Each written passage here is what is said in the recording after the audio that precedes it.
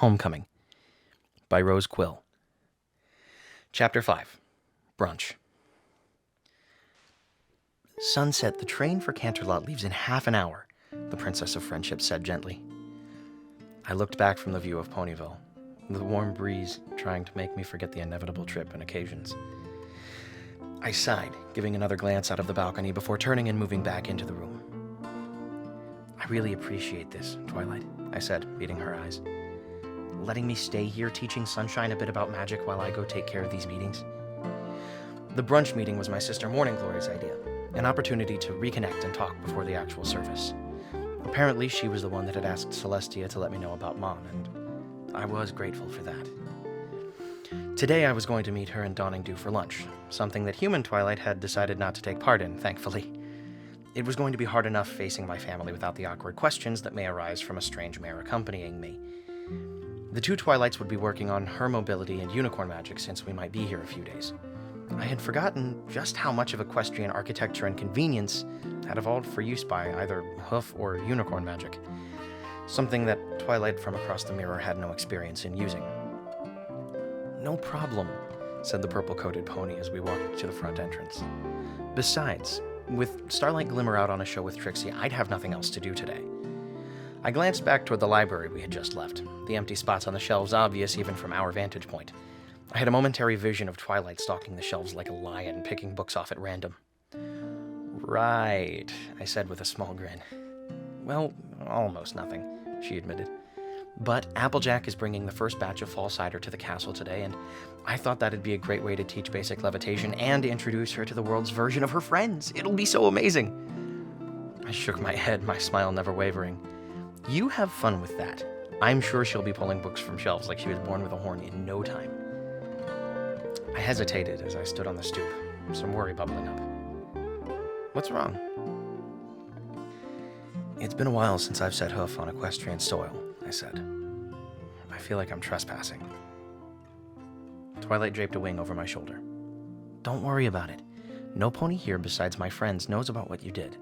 Only that you're another friend of mine visiting. I did arrange for someone to go with you to the station to show you the way, since you've never been to Ponyville before.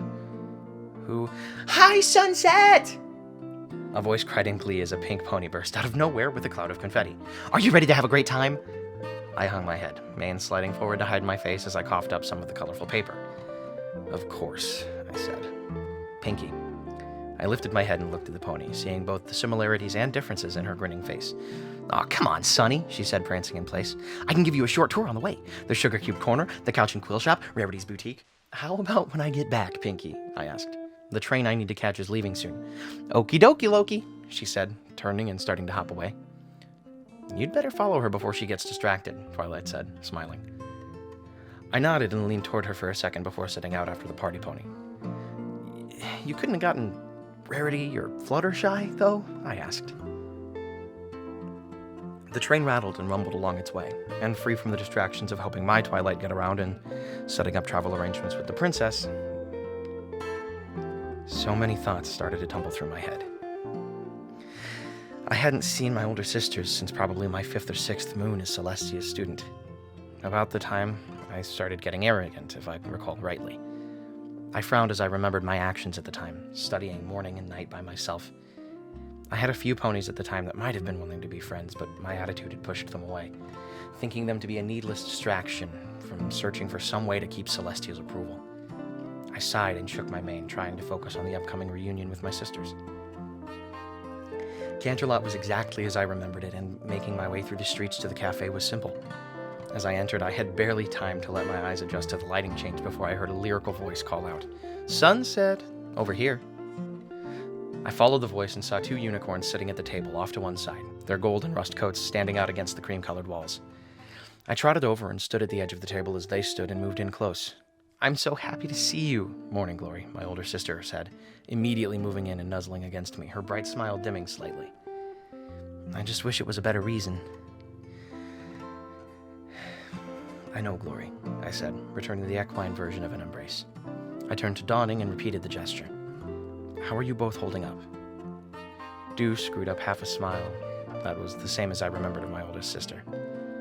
About as well as can be expected, she said, giving me a light shove as we moved to sit at the table.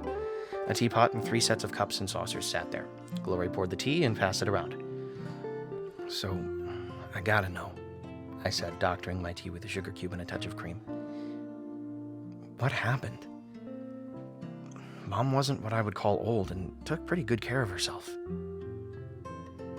Nothing happened, Sonny, Glory said.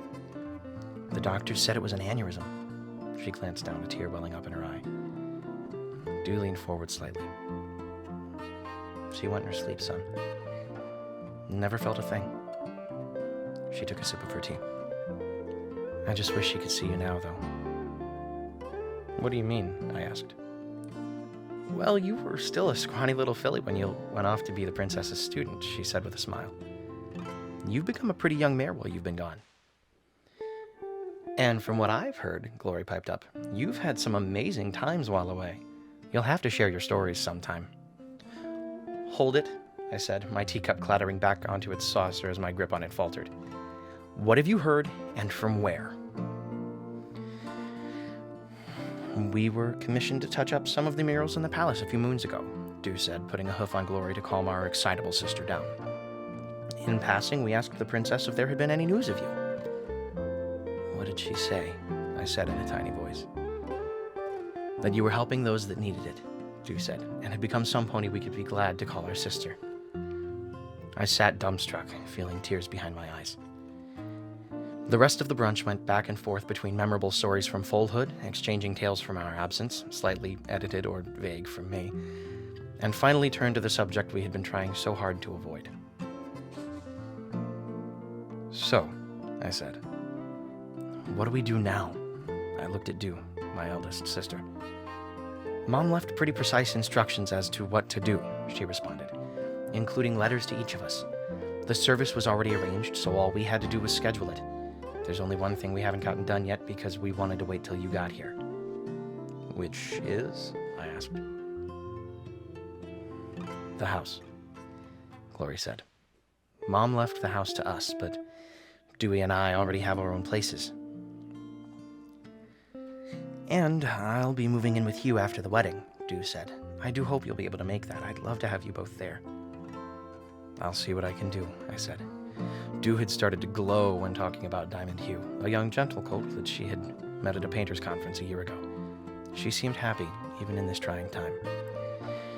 Say, Glory said, leaning over in a way that reminded me of Pinky. You've been kind of tight-lipped about any romance stories, sis, she poked me in the ribs. Spill. Nothing to tell, really, I said, my mind flashing through my memories. Flash Sentry had only been a way to cement power, and even now was just a good friend. I wasn't really looking for anything like that lately. Don't be a pest, Glory admonished Dew.